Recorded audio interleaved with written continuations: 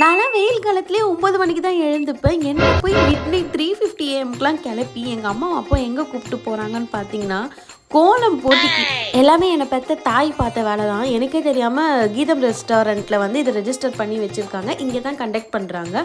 Free registration தான். யார் வேணாலும் புக் பண்ணிக்கலாம். டைமிங் பார்த்தீங்கன்னா 4 to 7 AM.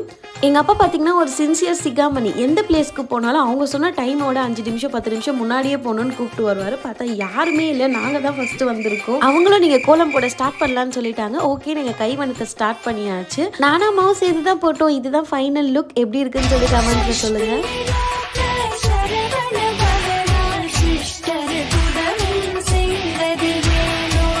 ப்ரைஸ் பார்த்தீங்கன்னா ஜான்வரிக்கு அப்புறம் தான் தெரிய வரும். ஆனால் அங்கே பார்ட்டிசிபேட் பண்ணுற எல்லாருக்குமே ஃப்ரீயாக கூப்பன்ஸ் கொடுப்பாங்க. அதையும் கலெக்ட் பண்ணிவிட்டு பிரேக்ஃபாஸ்ட்டும் சாப்பிட்டுட்டு ஏதோ ஒரு 2 நாள் எங்கேயோ வெளியூரில் போய் வேலை செஞ்ச மாதிரி எனக்கு அப்படி ஒரு டயர்டு. வீட்டுக்கு போனோடனே படுத்து தூங்கிட்டேன்.